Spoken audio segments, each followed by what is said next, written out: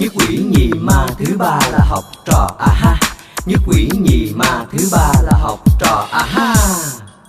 Ôi bao nhiêu yêu thương bên ngôi trường xưa, một thời ngây thơ áo trắng, ngây thơ như chim non, bao nhiêu trò vui hờn dỗi yêu thương.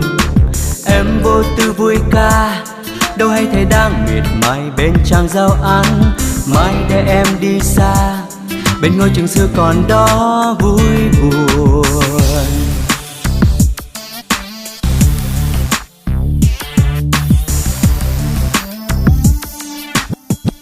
Nhất quỷ nhì ma thứ ba là học trò à ha. Nhất quỷ nhì ma thứ ba là học trò à ha.